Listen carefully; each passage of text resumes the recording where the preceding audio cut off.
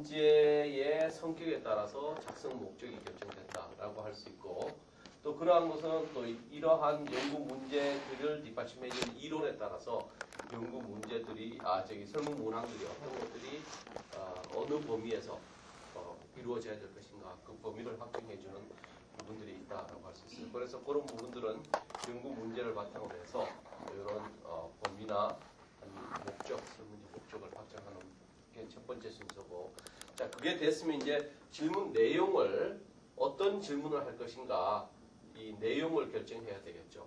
그 내용이란 것은 역시 이 설문지가 갖고 있는 기본적인 목적이나 그 이론을 바탕으로 해서 이제 변수들이 어떻게 채택되는가 하는 것들이 작성이 돼야 됩니다. 예컨대 내용 같으면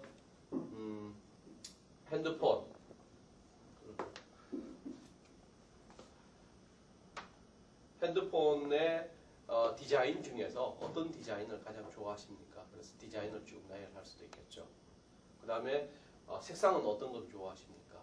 이런 식으로도 될 수 있고, 아니면 기능은 어떤 기능을 좋아합니까? 뭐 어떤 기능을 자주 썼느냐, 이런 식의 이제 그 여러 가지 질문의 내용들을 만들어낼 수가 있겠죠. 그러한 것들이 이제 두 번째 단계에 오는 거고, 그 다음에 세 번째로는 질문 형태. 질문의 형태를 어떻게 가지고 갈 것인가. 자, 이게 개방형 질문으로 할 것이냐, 폐쇄형으로 할 것이냐, 이 두 가지가 있어요. 자, 어떤 디자인을 가장 좋아하십니까? 라고 했을 때, 어떤 디자이너를 좋아하십니까? 라고 이렇게 해서 질문을 했을 때, 개방형 질문이라는 것은 그냥 갈로만 둬요. 이렇게 빈 공간만 둬. 그래서 본인이 스스로 모델명을 쓰게 만들죠. 그게 이제 개방형. 소위 말하면 주관식 질문이다. 개방형.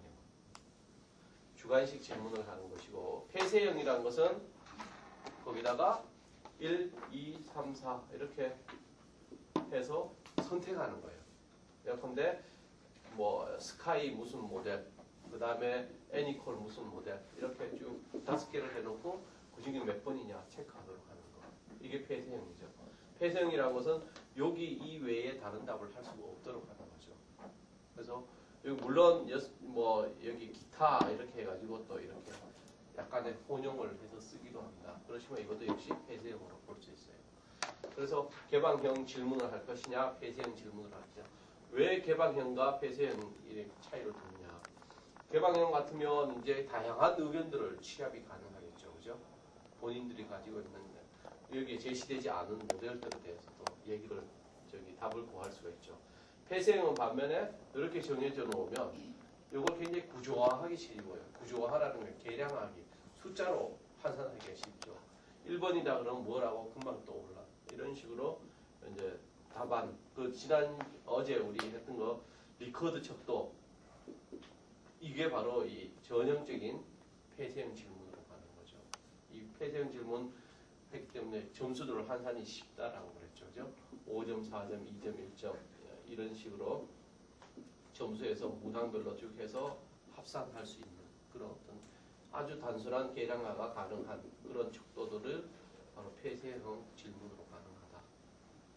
근데 이제 이 개방형 질문의 또 다른 문제점은 그냥 자기가 쓰게 했을 때 본인들이 심리적인 부담감, 가끔은 또 내가 어떤 모델인지는 몰라. 물건을 보면 알지만, 또 모델명이 주어지면 알지만 내가 상상해서 쓰기는 어려울 때도 있죠. 이런 식의 심리적인 부담이나 아니면 답의 난해함, 이런 것들 때문에 개방형보다는 폐쇄형의 더 선호된다라고 할 수가 있어요.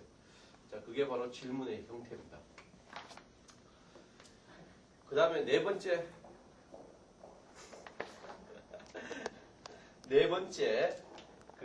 단계는 뭐죠? 응답 범주. 네 번째는 지금 여기에서 메모가 검은 걸로 써달래. 파란색이 잘 안 보여요. 응답 범주. 응답 범주를 어떻게 하느냐가 다음에 결정돼야 돼요. 자, 응답 범주란 것은 아까 폐쇄형 질문에 주로 해당이 됩니다. 자, 어떤 모델을 좋아하십니까? 라고 했을 때 응답 범주를 2개로만 하는 경우가 있어요. 아니면 SK 무슨 모델을 좋아하십니까? 라고 했을 때 1번 예, 2번 아니요. 이렇게 대답할 수도 있겠죠. 그죠?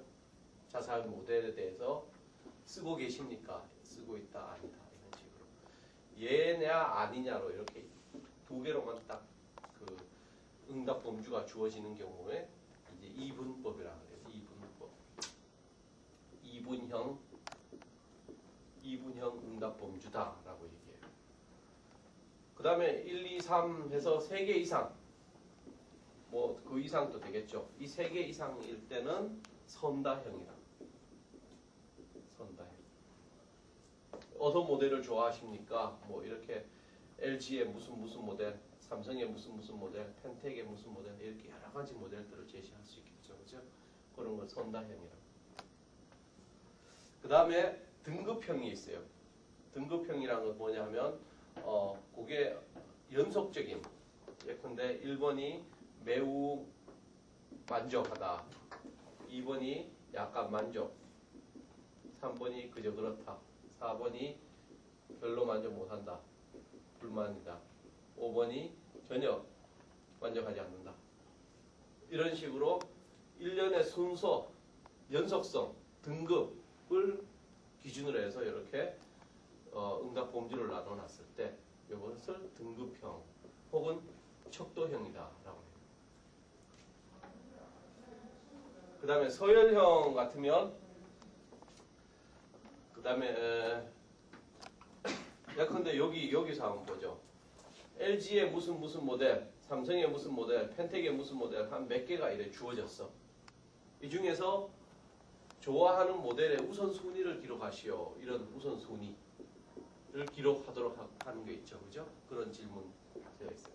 제일 좋아하는 게 어느 모델이고 이런 식으로 이제 순서대로 뭐 3개만 지적하시오. 아니면 5개만 지적하시오. 아니면 그냥 순서대로 지적하시오. 전체 다 순서를 쓰도록 하는 그런 식의 형태는 그걸 우선순위를 쓰게 하는 형태가 서열형이에요. 서열형 응답 범주. 그래서 이 선다형에는 예컨대 이 등급형이나 서열형 같으면 선다형일 수도 있고 이분형일 수도 있겠죠. 그죠? 2개만 넣고 우선순위 쓰라라고 얘기할 수도 있죠. 등급도 마찬가지로. 그 다음에 행렬식이라고 있는데 왜 이런 설문 뭐 길거리 가다 받아보셨을 거예요. 1번 해서 뭐라고 묻고 2번 해서 뭐라고 또 쭉 묻고 3번 쭉 뭐라고 물어요. 근데 이제 여기에 매우 만족, 약간 만족, 그저 그렇다, 별로다, 전혀 만족하지 못한다. 이렇게 해서 이렇게 해놓고 문항마다 다 똑같이 이렇게 응답 범주를 구성해 놓은 거 있죠. 지문을 구성해 놓는 거 있죠. 그런 식으로 요 질문 세트들을 이런 식으로 구성해 놓는 거. 요게 이제 행렬식 응답 범주다라고 얘기를 합니다. 그래서 지금 하나, 둘, 셋, 넷, 5가지씩 있죠. 그죠? 보통 이 5가지 중에 하나씩 쓰고 또 기타 응답 범주 중에 여과형 질문과 부가 질문이라는 것이 있어요. 예컨대 보수, 부가. 요거는 이제 2개가 항상 여기 세트로 움직입니다. 예컨대 자, SK 무슨 모델을 만족하십니까? 예, 아니요 라고 먼저 대답을 해요.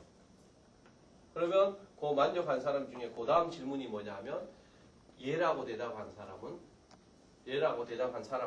몇 번으로 가시오 라고 해서 몇 번 가보면 자, 이 모델이 만족하신다면 어떤 점이 만족하십니까? 이렇게 해서 다시 질문이 나오죠. 그래서 그런 식으로 여과를 하는 예, 아니요, 뭐 다른 형태도 좋아요. 그런 식으로 특정한 질문자만 끄집어내서 여과해서 질문을 주는 게 여과형 질문입니다. 거기에 또 부수에서 이런 식으로 일정한 응답을 한 사람만 또 질문을 주는 그런 것들이 이제 부가 혹은 부수 질문이다. 그래서 이런 식으로 응답 범주들을 쭉 결정하는 과정이 4번째 과정입니다. 자, 이렇게 하면 대체로 질문 문항에 대한 과정은 대체로 끝나게 되죠. 그 다음 이제 남은 거는 문항들을 어떻게 배열할 것이고 또 표현은 어떻게 할 것이고 이런 것들이 남아있죠. 그래서 기타 질문 어구를 구성하고 자 표현들을 어떻게 할 것인가, 두 가지 이상 질문을 한 번에 하지 못하는 이중 질문들을, 이중 의미의 질문을 하나 쓰지 않도록 하고, 그 다음에 질문은 명확하게 하고, 그 다음에 질문의 수준은 응답하는 사람의 교육 수준이나 이런 지적 능력에 맞춰서 거기에 맞도록 용어들을 선택해서 쓰고, 이런 식의 어떤 그 어구 질문 어구에 대한 판단하고 결정을 내립니다. 그 다음에 여섯 번째로는 이러한 것들을 문항들을 어떻게 배열할 것인가 하는 배열의 문제가 있어요. 자, 문항의 배열은 우선 뭐 전체적인 그 설문지의 틀은 처음에 뭐 안녕하십니까 했고 인사말 있죠, 그죠? 그게 이제 협조 요청하는 그런 부분이 있고, 그 다음에 이 질문지를 할 때 어떻게 대답해 주시오, 뭐 체크하시오, 뭐 어떻게 하시오라고 하는 것도 들어가죠. 그 전에 이제 식별하는 식별 자료들을 넣을 수가 있어요. 뭐 해서 그 번호, 일련 번호. 이거는 뭐냐 하면 요 설문지가 전체 설문 중에 어떤 사람에게 어디에 배포된 설문지다라는 건 이제 이거 조사자만 알 수 있도록 그걸 표시하는 식별 표시가 있어요. 이런 거는 이제 인쇄로 할 수도 있지만 나중에 조사한 뒤에 식별 자료들을 이렇게 입력하는 경우도 있습니다. 그 다음에 체크하고, 어떻게 체크하라고 하는 지시사항이 들어가고, 그 다음에 전체적인 질문 문항이 들어가죠. 주 문항들이나 이럴 때죠. 그 다음에 마지막에 이 응답자가 어떤 사람인가 하는 것들을 알 수 있도록 응답자의 사회적인 배경을, 연령은 몇 살이냐, 직업은 뭐냐, 그 다음에 학력은 어떻게 되냐, 이게 마지막에 이제 응답자 분류 자료가 들어가요. 그런 식으로 협조 요청과 식별 자료와 그 다음에 지시사항과 질문 문항, 그 다음에 그 응답자 분류 자료, 이런 식으로 구성되는 게 설문지 전체 틀이다라고 할 수 있죠.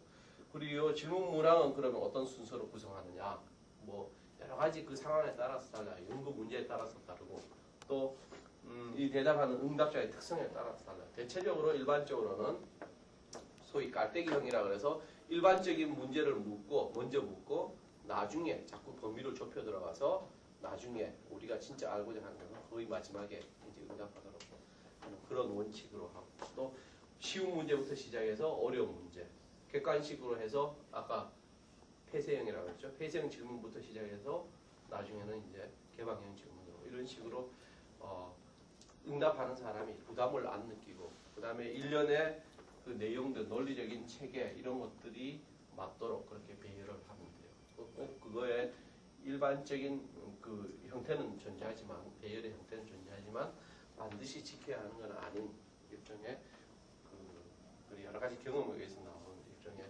하나의 양식이다라고 할 수 있습니다. 자, 이렇게 설문지를 만들어요. 그래서 이제 다 갖춰지면 실제로 이제 배포를 해서 분석하기 전에 이제 프리테스트를 한번 하죠. 그게 이제 프리테스트 사전 검사라고.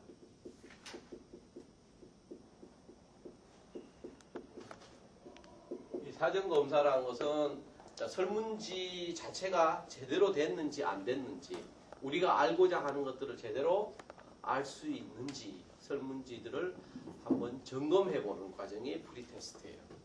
이 프리테스트라는 것은 그래서 본 조사가 시행되기 전에 사전에 한 대상은 한 30명에서 50명 정도 미리 뽑아가지고, 보통 설문지를 할 때는 기본이 한 200명 이상은 돼야 돼요. 그래야 이제 신뢰성이 있어요. 신뢰성. 어떤 일관적인 답을 끄집어낼 수 있는. 신뢰성이라는 건 좀 이따 얘기하는데 일종의 정규 분포를 그리는 답을 얻을 수 있다는 거죠. 그래서 그 신뢰성을 확보하기 위해서 이제 프리테스트를 하는데, 한 200명 이상이 조사 대상자다라고 한다면 한 30명에서 50명 정도를 프리테스트 미리 뽑아가지고 그 응답을 시켜봐요. 근데 이 30명이나 50명을 본 조사에서는 이 사람들을 대상자로 포함시켜야 되는가 안 시켜야 되는가 하는 부분이 있죠. 그죠? 원칙적으로는 포함시키지 말아야 돼요. 어제 그저께 계속 얘기했던 시험 효과라는 것이 한번 해봄으로써 다음에 어떻게 대답할 거기에 영향을 미치기 때문에 프리테스트한 사람은 원칙적으로 본 조사 대상에는 배제시킨다라는 것이죠. 그래서 이 사람들이 이제 그 사전검사 대상자들이 뽑히는데 이제 설문지를 직접 돌려보죠. 그래서 설문지 문항이 어떤 일관성을 지니게 제대로 구성이 되어 있는지, 어떤 난해하거나 아니면 주로 빠뜨려지는 문제가 없거나 뭐 이런 식의 체크들을 하고 설문지를 수정하고 최종 설문지를 확정을 하는 거예요. 그런 과정으로 이제 설문지 준비가 끝나게 됩니다. 그 다음 과정은 이걸 전부 다 돌려야 되죠. 그죠? 설문지를 돌려가지고 그걸 이제 통계 분석할 수 있도록 처리하는 거거든요. 설문지 돌리는 거는 뭐 본인이 직접 할 수도 있지만 조사자를 따로 고용해서 할 수도 있고 여러 가지 이제 비용이나 이런 거 문제를 고려해서 하게 되고 그 대상은 표본 추출을 하게 되죠. 지금 이제 어떤 대상인데 설문지를 돌릴 것이냐, 어떤 사람들을 뽑을 것이냐 하는 것들이 그 뒤에 나오는 이제 표본 추출의 문제다라고 할 수 있어요. 그 다음 페이지 보시면 이제 표본 추출을 나오죠. 자, 설문지든 아니면 그 관찰을 하든 아니면 문헌 조사를 하든 어떤 그 연구 문제에 대해서 연구 대상자들을 뽑아내는 과정이 표본 추출이에요. 근데 예를 들어서 아까 핸드폰 디자인이 어떤 게 좋을까라고 질문을 하는데 우리나라 지금 뭐 그 예컨대 삼성에서 조사를 한다고 합시다. 근데 삼성의 고객 전체를 대상으로 해서 핸드폰 어떤 게 좋을까 조사하는 것들이 가장 바람직하겠죠. 그죠? 그 전 국민을 대상으로 조사하는 게 가장 바람직하다라고 할 수 있죠. 예컨대 뭐 삼성에서 제안을 한다고 합시다. 15세 이상의 전 국민이 핸드폰의 고객 대상이다라고 한다면 그 전 국민을 대상으로 조사해서 그 사람들이 원하는 게 뭔가를 찾아내는 게 가장 바람직하겠죠.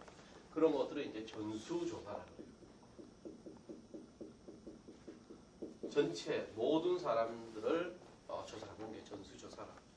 근데 실질적으로 시간이나 비용이나 이런 것들을 봐서 그렇게 굳이 할 필요가 없다라는 거죠. 그래서 이 전체 국민들을 대표해 줄 수 있는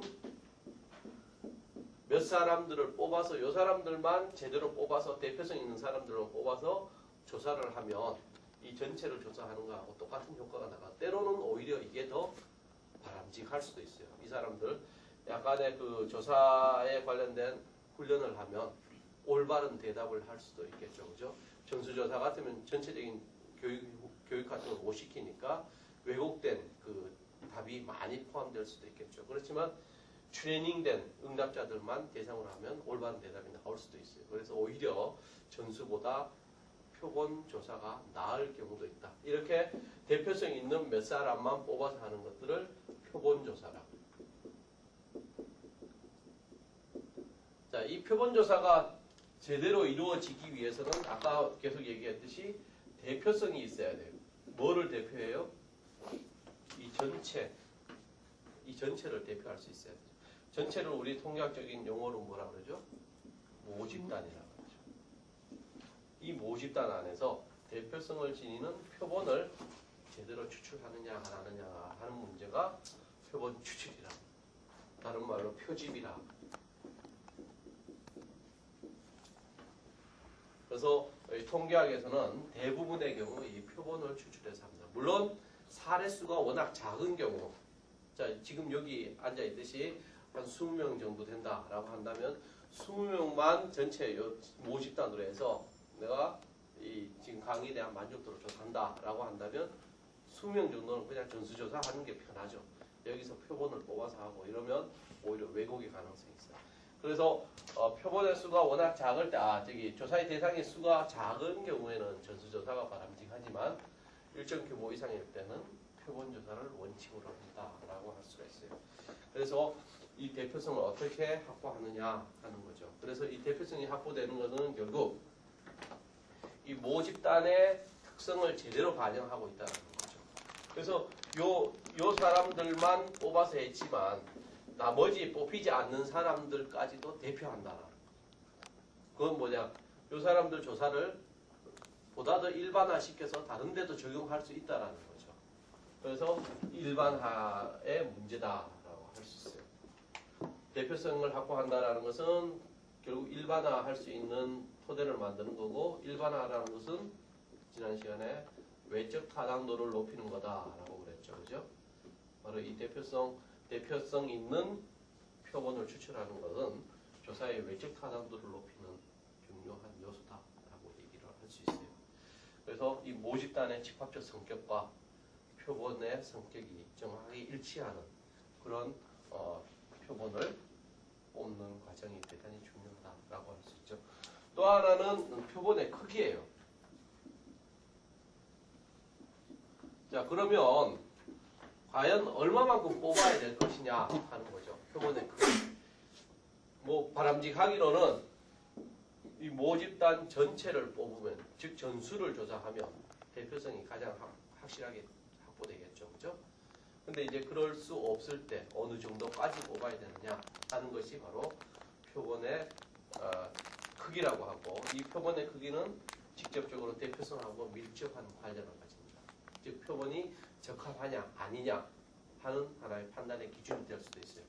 근데 이제 표본의 크기가 어떻게 결정하느냐 하면 여러 가지 요인들에 의해서 결정이 되죠. 먼저 모집단의 크기가 얼마냐. 자, 전 국민을 조사로 대상으로 한다 그랬을 때 여기에서 1, 20명만 표본으로 뽑아서 한다면 문제가 있죠. 대표하기가 상당히 어렵죠. 국민들은 워낙 다양한 계층들이 존재하기 때문에. 모집단의 크기가 크면 표본의 크기도 같이 커져야 돼요. 모집단의 크기가 결국 표본의 크기를 결정한다라고 할 수 있죠. 그 다음에 동질성 여부예요.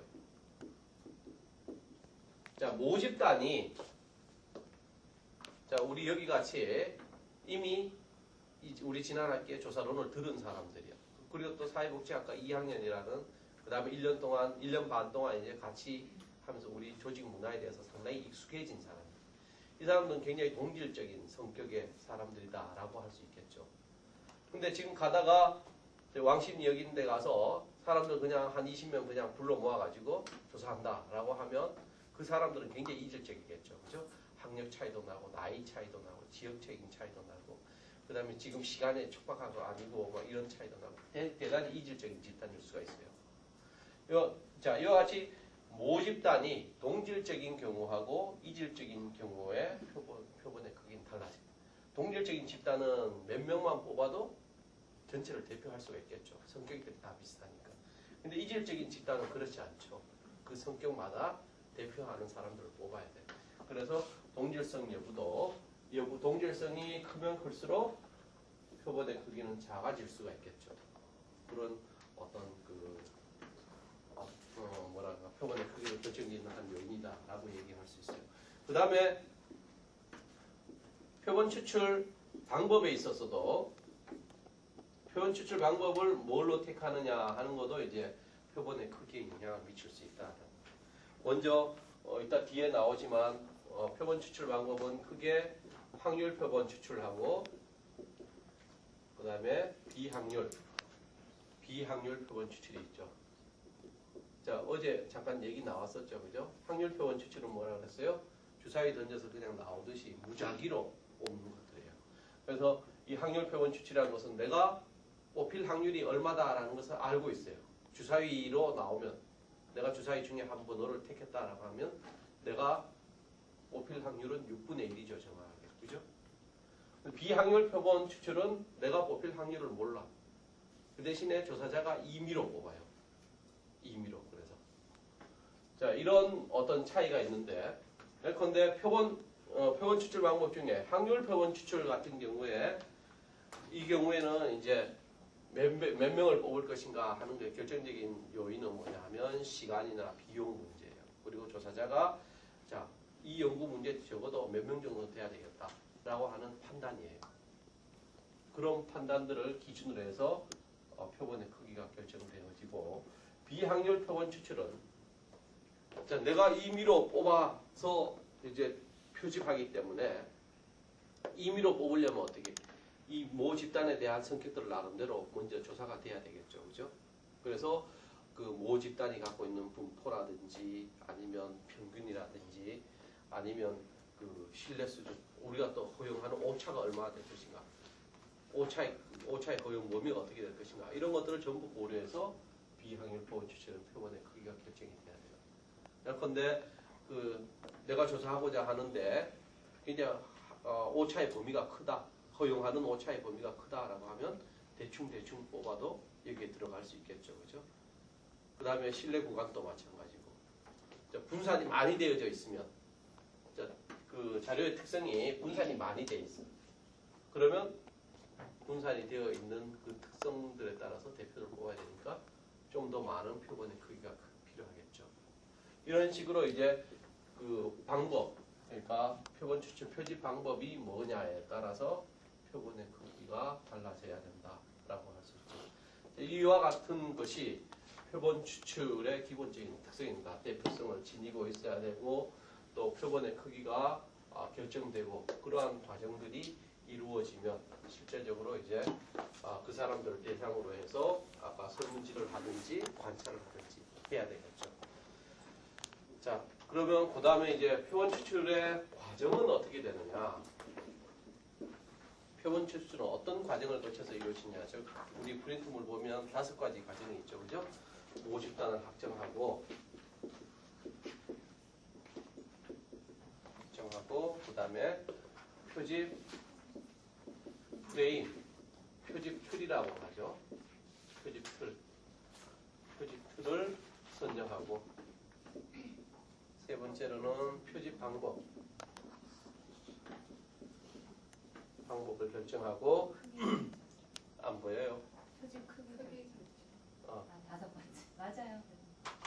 표집 방법을 결정하고, 그 다음에 표집의 크기를 결정하고, 마지막으로 표본 추출하는. 뭐 이거 외울 필요 없어요. 그냥 생각해보면 상식이야. 먼저 봐. 표집을 한다 그러면 모집단이 뭔가 이걸 분명하게 해야 되겠죠. 그죠? 내가 전국적인 조사를 할 것인가, 아니면 우리 학과생만 할 것인가, 왕십리역에서 모아서 할 것인가, 그거의 모집단이 뭔가가 분명하게 밝혀져야 돼요. 그 다음에 두 번째는 표집 틀이 결정된다라는 것은 예컨대 우리과 학생들 전체를 이제 조사하겠다라고 하면 2학년에 지금 한 165명 정도 된다. 165명의 고유 남반을 정해야 되겠죠. 학번 따라 하든지 아니면 키 순서를 하든지 나이 순서를 하든지 그 모집단에 속해져 있는 구성원 하나하나인데 고유의 번호들이 정해지고 이게 쭉 일련의 번호대로 정리하는 게 표집 틀이에요.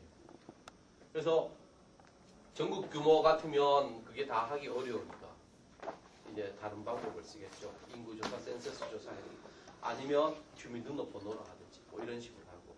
그런데 서울시만 한다 그러면 서울시 전화번호부 같은 걸 가지고 또 하기도 하고. 이런 식으로 표집 틀, 프레임 자체를 정리를 해서 선정을 해놔요. 그 다음에 표집 방법을 결정해요. 표집 방법은 아까 2가지 있다 그랬죠. 그죠? 확률 표집, 그 다음에 비확률 표집. 이 2가지 방식이 있어요. 자, 그 중에서 표집 방법 중에 확률 표집 방법 중에 뭘로 할 것인지, 비확률 표본 중에 뭘로 할 것인지, 이 중에 하나의 방법을 선택해야 돼요. 요거는 이제 좀 이따가 뒤에서 다시 얘기하도록 하죠. 자, 그 다음에 자, 이런 방법이 결정됐. 자, 전체 리스트가 결정이 되고 그 다음에 방법이 결정됐으면 몇 개를 표집할 것인가 하는 표집의 크기가 결정돼야 되겠죠. 아까 표집의 크기는 어떤 게 결정돼요? 네, 동질성으로도 보고 또 뭘로 봐? 네?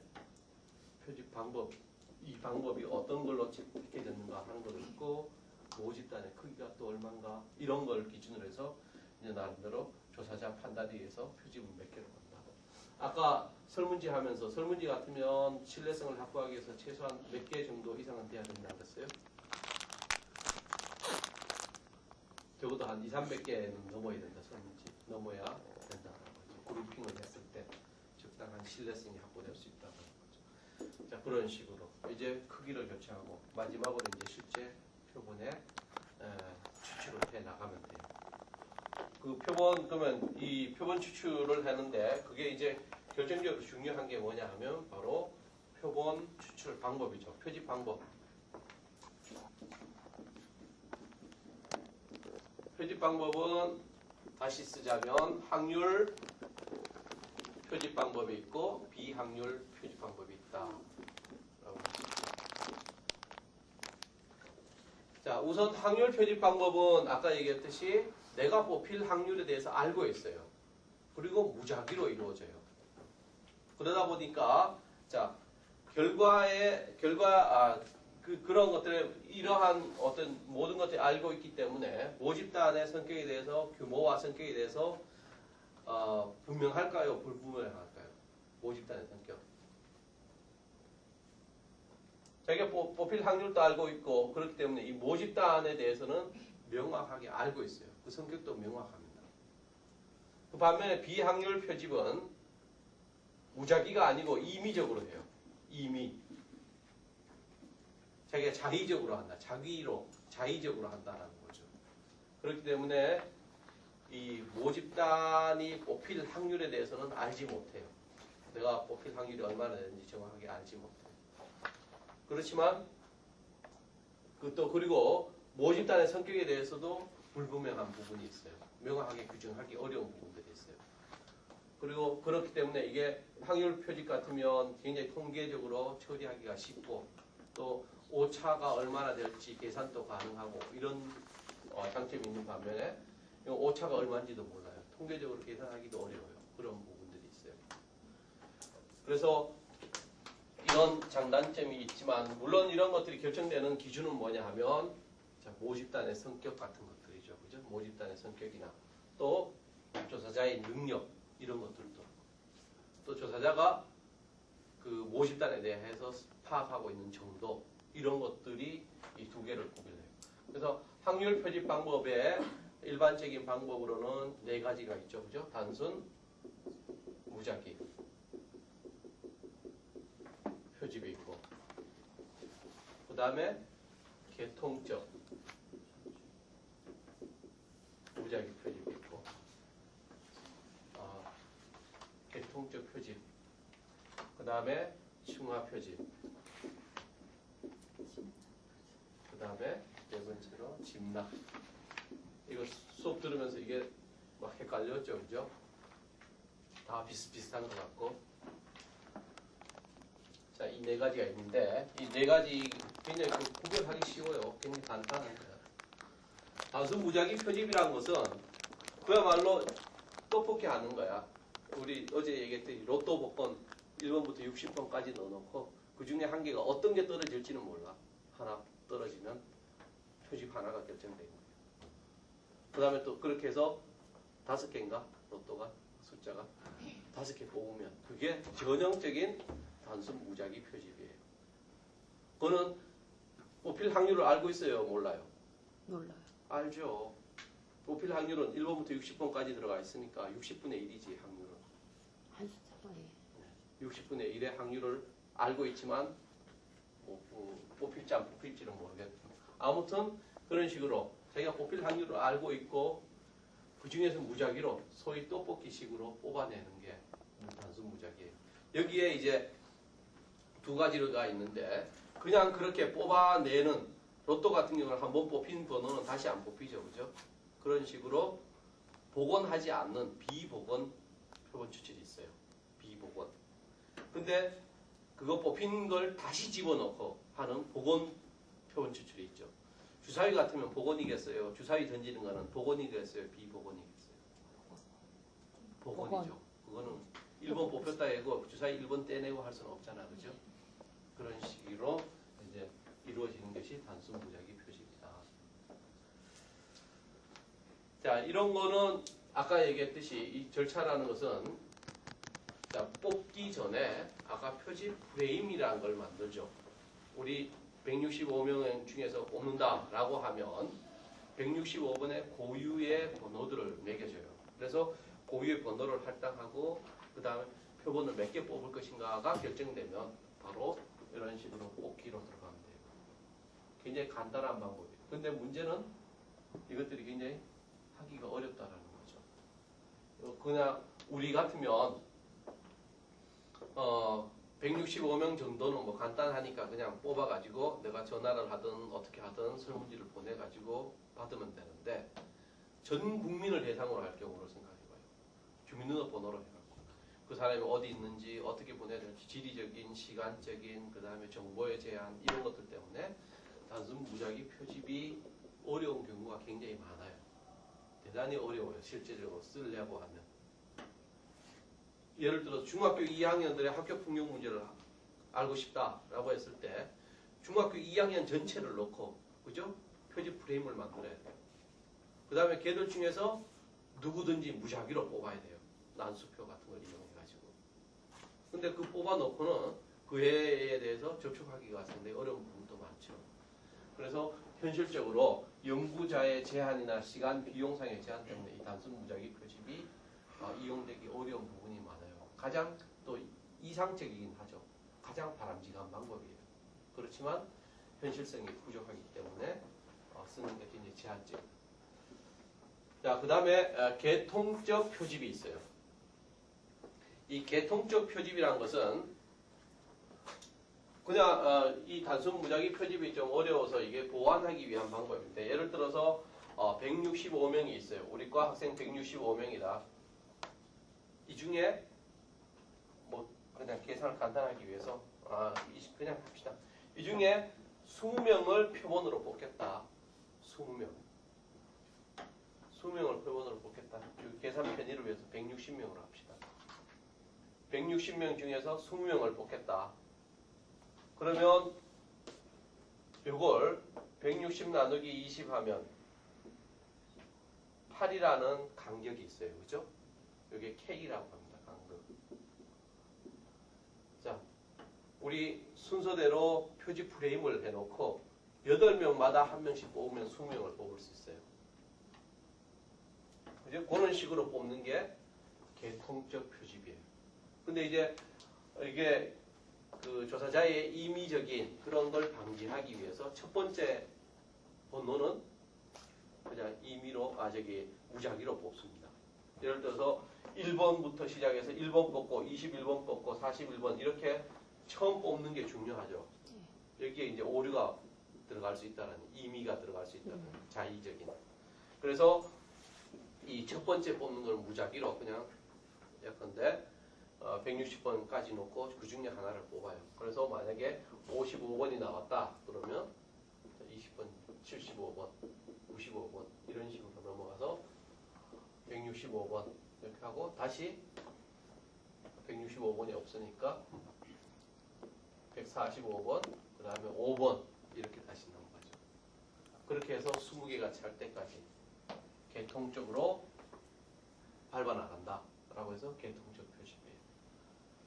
그 다음에 층화 표집은 자, 전체 집단 중에서 조사자가 명확하게 몇 개 집단에 대해서는 공통적으로 이렇게 집단을 대표하는 집단을 나눠볼 수가 있어요. 예를 들어서 남녀, 아까 휴대폰 디자인 같은 경우에 남녀 취향이 분명히 다르다고 하면 남녀로 이렇게 나눠봅니다. 아니면 남녀로 나눠놓고 나이를 기준으로 해서 30세 미만과 30세 이상 이런 식으로 여자 30세 미만, 30세, 여자 30세 이상 이런 식으로 4개로도 나눠볼 수 있고 이런 식으로 조사자가 명확하게 집단의 성격을 구별할 수 있을 때 이 구별하고 무작위 추출이라는 건 뭐예요? 이런 거 관계없이 하죠. 그죠? 그러다 보면 어떤 특정 집단에 많이 모일 수도 있어요. 의도는 하지 않았지만. 그래서 이런 것들은 인위적으로 구별을 해줘요. 그래서 이런 식으로 나눠 구획 지어요. 그리고 여기에서 전통적인 단순 무작위 추출을 집단별로 따로 해요. 그러면 더 골고루 분산이 되고 정확하게 표집이 되겠죠. 그죠? 그런 식으로 하는 게 층화 표집. 그래서 2개 이상의 층으로 이렇게 집단으로 나눠 놓고 2번에 걸쳐서 혹은 그 이상의 여러 번 걸쳐서 이렇게 여기서는 몇 번이에요? 남녀로 한 번 층을 구별했고 나이로 또 한 번 했으니까 두 번 층이고 마지막 세 번째 무작위 들어가죠. 이런 식으로 계층을 이루면서 표집을 한다라고 해서 층화 표집이다라고 해요. 그다음 이 층화 표집에는 또 그 비례 층화 표집하고 비비례 층화 표집, 그 다음에 최적 층화 표집 이런 것들로 또 세부적으로 나눠볼 수가 있어요. 비례 층화 표집이 그러면 예컨대 남녀의 비율이 우리나라 같으면 남녀라기보다 나이로 해봅시다. 30세 미만의 남녀의 비율, 아니 여자의 비율, 그 다음에 30세 이상의 여자의 비율, 이게 만약에 6대 4였다. 30세 이상이 6이고 4였다 라고 한다면, 자, 이 비례 표본 추출에서는 그 비율을, 무작위 표본 추출할 비율을 여기서는 정확하게 6대 4로 꼽는 거예요. 할당을 시키는 거예요.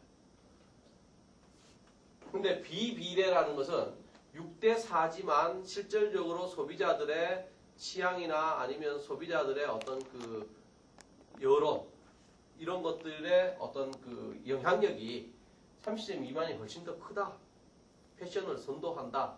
라고 하면 굳이 이렇게 6대 4로 나누기보다 이게 좀 더 부각되어질 필요가 있다. 라고 하면 예컨대 인구 구성비에서는 6대 4지만 의도적으로 5대 5로 가중치를 줘갖고 하는 경우. 그게 비비례예요. 그 다음에 최적 비례라는 것은 자, 우리가 일반적으로 생각할 때 그 동질적인 집단이냐 이질적인 집단이냐에 따라서 아까 표본의 크기가 달라졌죠. 그죠? 그래서 이렇게 나눠 놓고 난 뒤에 집단별로 성격을 봐요. 그래서 동질적인 성격이 강하다, 이질적인 성격이 강하다라고 하면 그거에 따라서 동질적인 성격에는 적게 뽑고 이질적인 성격에는 많이 뽑는 그런 식으로 최적화시키는 것이 최적 그 비례층화 표본 추출이라고 하죠. 그래서 이 층화 표집에는 여러 가지 또 세부적으로 나눠볼 수 있는 형태들이 다양하게 있다라고 할 수 있죠. 마지막으로 집납 표집이라는 것은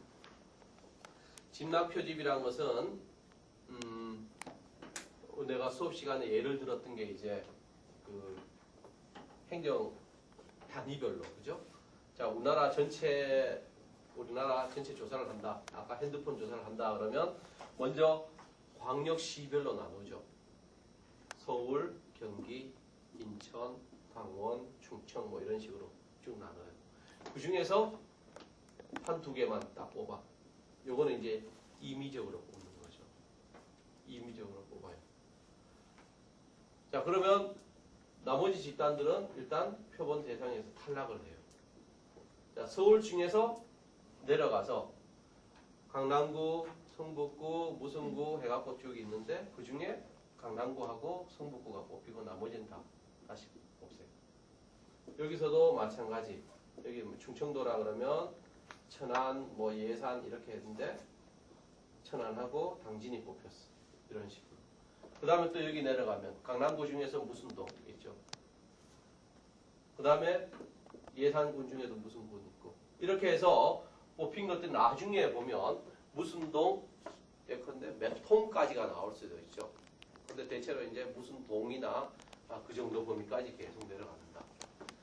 자, 그래서 마지막에 무슨 동 중에서 그 중에서 이제 무작위 추출을 해요. 무작위 추출해서 거기서 뽑는 거예요.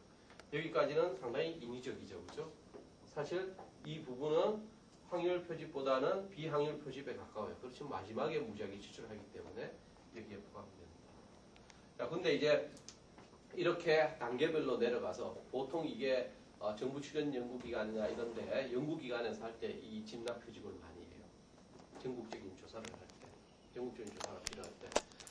근데 이 차이점은 뭐냐면, 자, 이렇게 층화적으로 역시 내려가는데 이 위에 층화 표집하고 집납 표집의 차이점은 뭐냐면, 자, 아까 층화 표집은 어떻게 했어요?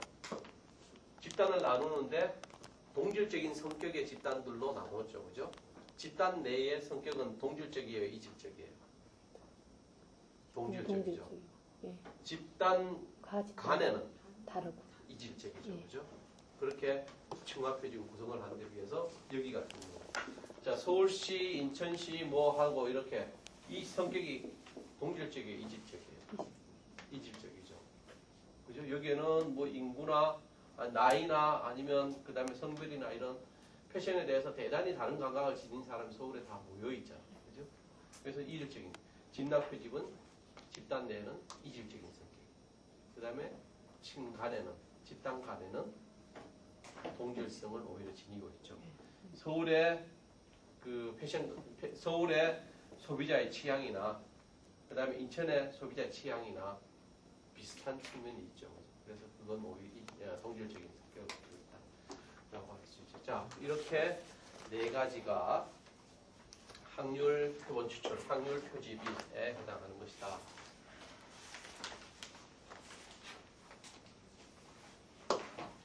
그 다음에 비확률 표집은 뭐가 있죠?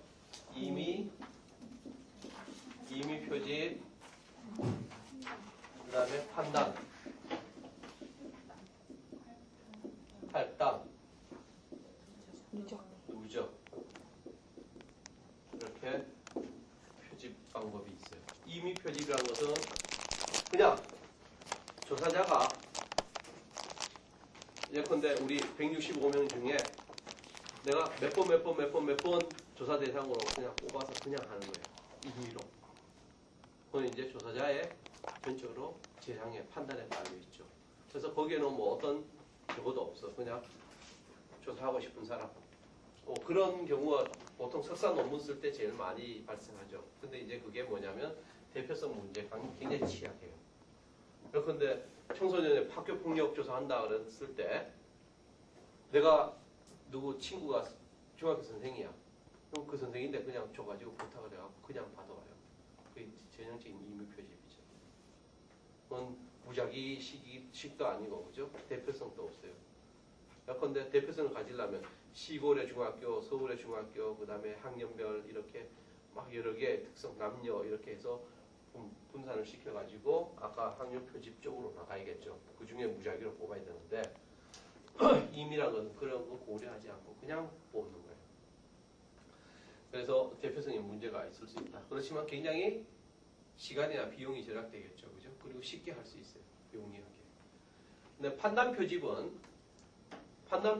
임의로 하는데 내가 그 구성원의 성격에 대해서 정확하게 알고 있어요. 내가 2학년 160명 이러면 대충 성격을 안다고. 그러면 2학년을 대표할 수 있는 사람이 누구겠다라고 해서 누구가 설문지를 이번에 해달라라고 하는 그런 식으로 조사 대상자에 대해서 그 분포나 성격이나 아니면 특징이나 이런 것들을 명확하게 알고 있을 경우에 조사 대상자가 판단에 의해서 저지면 판단에 의해서 의도적으로 목적을 가지고 배포해서 해소하는 그런 표본 추출의 방법이 판단 표본 추출이에요. 그럼 임의 표본 추출하고 차이점은 뭐예요?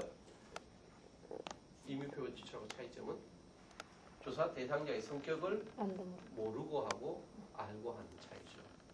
그 다음에 할당 표본 추출은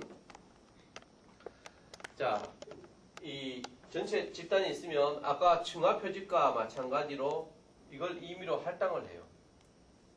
아까 식으로 연령이나 성별로 이렇게 나눠 놓고 한다. 그거는 이제 층화 표집하고 똑같아요. 근데 층화 표집은 나눈 이후에 마지막에 무작위 추출을 했죠. 그죠? 근데 할당 표본 추출은 이렇게 할당을 해놓고 여기서 임의 표본 추출로 들어가요. 임의 표본 추출. 그 차이. 그 대신에 임의 표본 추출보다는 그래도 대표성이 조금은 있겠죠. 그죠? 이 할당하는 게 나름대로 어떤 판단에 의해서 하는 거기 때문에. 그 다음에 마지막 누적 표본 추출은 집단에 대한 성격이 상당히 모호하거나 내가 자료 구하기가 굉장히 어려워요. 대표적으로 내 수업 시간에도 얘기했는데 마약 복용자를 조사하려고 해요. 근데 마약 복용자를 내가 어디에 어떻게 분포되어 있는지 잘 몰라요. 그럴 경우에 주변에 수소문해서 마약 복용자 중에 한 사람을 접촉을 했어. 그래서 그 사람인데 받아. 그 사람인데 또 소개를 받아. 그래서 이렇게 연결시켜 나가요. 아니면 노숙자들도 마찬가지. 한데 모아갖고 하기 어렵잖아요. 그럴 경우에 이와 같이 그 특별히 사회적으로 노출하기 꺼려하는 일탈적인 행위자들에 대한 조사를 하거나 아니면 워낙 분산되어져 있어서 내가 파악하기가 어려운 그런 조사 대상자를 조사할 때는 이 누적 표본 추출 이건 이제 영어로 알아두면 안 잊어버려요. 스노우볼이다. 스노우볼이 뭐죠? 눈사람이죠. 네. 처음에 요만큼 굴려가지고 계속 굴리는 거예요.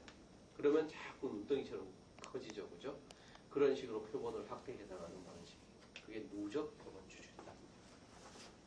자, 이렇게 표본 추출의 방법은 8가지가 있다. 이제 이해되시죠? 네. 그 다음에 이 표본 추출 과정에서 발생할 수 있는 오류가 있죠. 그죠? 그게 표본 추출이 오류가 발생하는 이유가 뭐죠? 대표성 없는 표본을 뽑을 경우에 오류가 발생하잖아요. 그래서 그런 경우를 우리 표본 오차라.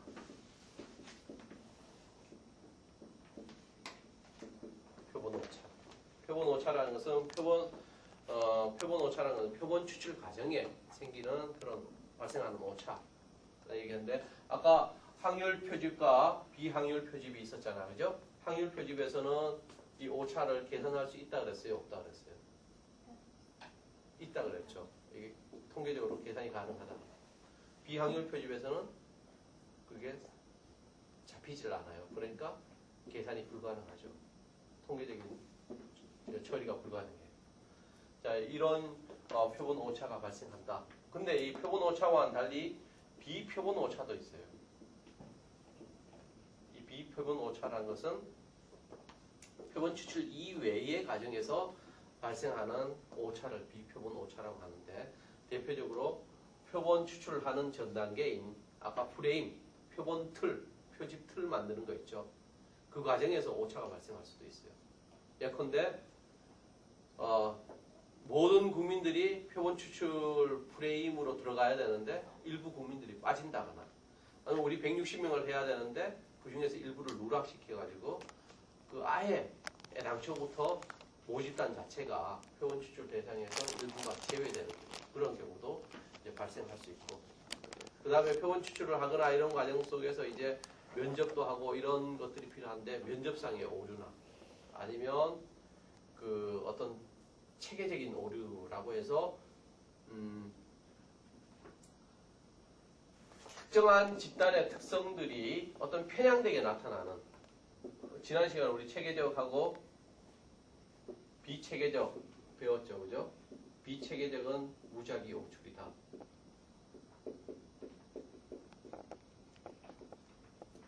무작위적 오류다라고 하는데 이런 두 가지로 구분을 해보겠습니다. 체계적이라는 것은 어떤 특별한 편향성을 가지는 거예요. 어제 그 뒤에 대표적인 예로 뭐라고 했죠? 관용이나 가혹이나 헤일로 후광이나 이런 것들이죠. 그런 식의 오류가 생기는 거예요. 비체계적 오류는 신뢰성의 문제죠. 그죠? 이거는 이제 그것과는 관계없이 일시적인 어떤 사정에 의해서 나타나는 우연한 사건이나 이런 것들이 개입되면서 나타나는 오류. 자, 이런 것들이 전부 비표본 오차에 해당합니다. 자, 여기까지가 우리 지난 시간에 했던 뒷부분, 그러니까 7차시 내용입니다. 질문 있어요? 없죠? 자, 그럼 9차시로 넘어가야지. 9차시 내용이 자료 처리, 통계 분석. 먼저 자료 처리부터 보죠. 이 자료 처리란 것은 아까 뭐 설문이든 관찰이든 마찬가지예요. 설문이든 관찰이든 이것들을 다 하고 난 뒤에 이렇게 설문지를 전부 회수가 됐죠. 이것들을 그냥 내가 일일이 눈으로 분석할 수는 없어요. 이런 것들을 하나로 체계적인 자료를 정리해야 될 필요가 있죠. 그죠? 그리고 때로는 숫자로 전환시켜가지고 컴퓨터에 의존해갖고 그 통계 분석을 해야 될 경우가 있어요. 그런 과정이 바로 자료 처리의 과정이에요. 그래서 자료 처리는 크게 3가지 과정이 있습니다. 자료를 정리하는 과정, 정리 내지 편집하는 과정. 그 다음 과정은 부호화하는 과정. 다음에 자료를 입력하는 과정.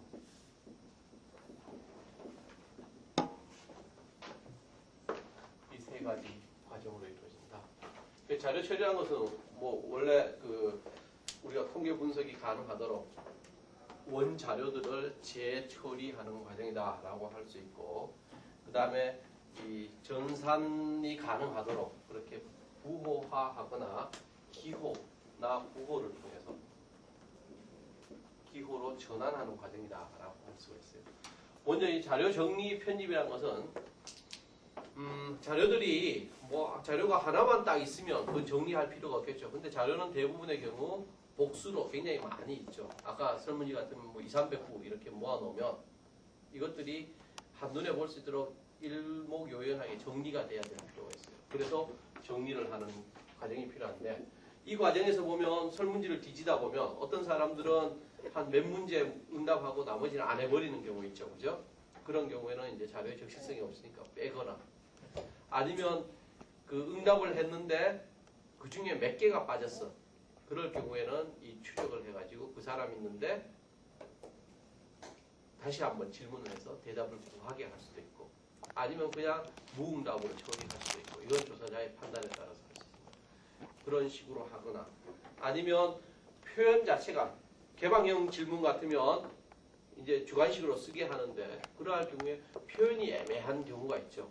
그런 경우에 좀 더 명쾌하게 정리를 다시 하거나, 그 다음에 부적절한 답을 했을 경우에 예컨대 1, 2, 3, 4, 5라고 돼 있는데 1, 2, 3, 4, 8로 해갖고 8번을 대답했다거나, 이런 식의 부적절하거나 애매하거나 누락되거나 이런 자료들을 보충하고 수정하고 하는 과정이 자료의 정리 편집 과정이다라고 할 수 있어요. 그 다음에 이 과정이 그치면 그것들을 부호화하는데, 이때는 이제 부호책이라는 걸 만들어요. 부호책이란 거. 우리 수업 시간에 이제 부호책 그 예시를 내가 모아 기능을 내가 보여줬는데, 자, 설문지가 있다라고 한다면, 자, 1번, 2번, 3번, 4번, 이제 사례 수죠. 1번 대답한 사람, 2번 대답한 사람, 이렇게 줄여서 만약에 500명 조사했다, 이렇게 표를 만들고, 자, 1번부터 3번까지 이건 칼럼 수예요. 이제 1, 2, 3 세 자릿수는 이번에 1년 번호 001 해서 500 이렇게 1년 번호. 그 다음에 4번 같으면 예컨대 성별에 남자는 1번, 여자는 2번 이렇게 해서 1, 2, 뭐 이런 식으로. 그 다음에 연령도 마찬가지 나이를 구분해서 몇 개 1, 2, 3, 4, 5 뭐 이런 식으로 하죠. 그런 식으로 설문에 해당하는 걸 번호 순서대로 일목요연하게 이렇게 한 장의 시트로 만드는 게 부호책이에요. 부호화 과정이에요. 이 부호책이라는 것은 요거의 지침서를 부호책이라는 거예요. 자, 1번부터 3칼럼까지는 1년 번호다. 그 다음에 4번은 성별이다. 거기에 1번은 남자고 2번은 여자다. 이런 것들의 하나의 지침을 만드는 것이 부호책이에요. 먼저 이게 부호화를 하기 위해서는 부호책을 먼저 만들어야 되겠죠. 그거에 따라서 이게 시트를 작성하는 거예요. 그래서 이걸 쭉 만들어 놓고, 이제 옛날 같으면 이걸 따로 막 종이에 만들었어요. 써가지고 내가 이제 할 때는 거의 그런 식으로 했는데, 요새는 컴퓨터에 이게 다 양식이 다 들어갔어요. SPSS나 이런 패키지 프로그램 들어가면 이 부호책이 저절로 써요. 거기다가 칼럼 뭐에 따라 뭐냐라고 이제 쳐넣기만 하면 자동으로 이제 쭉 되게 돼 있어요. 자, 그런 식으로 이제 부호책을 통해서 부호화를 한다. 이건 뭐 다 대부분 보면 이제 수치화 시켜놓는 거죠. 수치화, 기호화. 그 다음 마지막에 이 자료 입력. 자, 자료가 많을 경우에 그 OMR 카드 같은 걸 써가지고 하고, 문자나 이런 것들에 OCR 카드 같은 거. 이제 대량의 자료들이 컴퓨터에 이제 통계 분석이 가능하도록 컴퓨터 안에 내장시키는 과정이 자료 입력 과정입니다. 그래서 요 최근에는 이제 그 패키지 프로그램들이 부호화 과정과 자료 입력 과정이 하나의 과정으로 통합돼 있다. 부호화하면서 바로 자료 입력을 시켜버리도록 그렇게 하고 있어서 편리해지고 있다라고 할 수 있죠. 자, 이런 과정이 이제 자료 처리 과정이다. 이건 뭐 비교적 손발 맞는 사람 하루 이틀 정도 하면 끝날 작업이에요. 이거는. 그렇게 머리도 안 아프고 그 대신에 이제 이 부호화 과정에 이 정확하게 이제 이 분류하는 거 이거는 굉장히 중요하다. 어떤 감각이 있는 사람이 해야만 나중에 고생을 안 하죠. 해놨는데 나중에 그게 뭔지도 모르고 도대체 어떤 값인지도 모르고 그러면 굉장히 곤란하죠. 자, 그러면 이런 과정을 통해서 자료가 입력됐으면 그 다음부터는 이제 통계 분석 들어가죠. 그래서 9차시하고 10차시 묶어서 같이 하도록 하겠습니다. 자, 통계 분석은 그 용도에 따라서 크게 기술 통계하고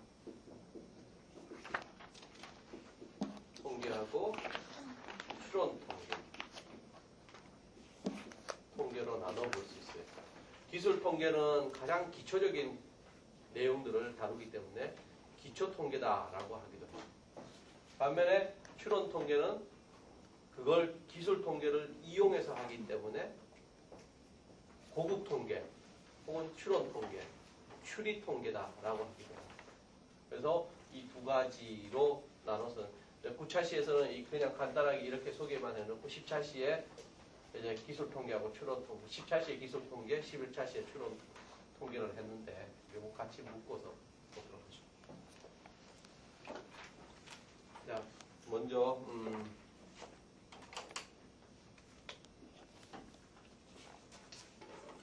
자, 기술하다라고 할 때 우리가 기술이란 말이 우리 계속 지금 자주 나오고 있어요. 그죠? 여기서는 이제 뭐 아트의 기술이 아니고 여기서는 디스크립티브, 그 디스크립션 기술, 기록하다라고 할 때 기술. 이 기술이. 자, 이 기술이란 건 뭐죠? 어떤 현상에 대해서 기록하는 거죠. 그죠? 예. 어떤 상태인지, 반응은 어떻게 나타나고 있는지, 어떤 위치에 있는지, 이런 것들을 단순하게 기록하는 거예요. 그래서 우리 통계 자료들이 아까 입력되는 자료들이 어떤 상태로 전부 취합이 됐는지 판단할 때 기술 통계가 있어요. 그래서 이 기술 통계는 기존의 원 자료들이 입력된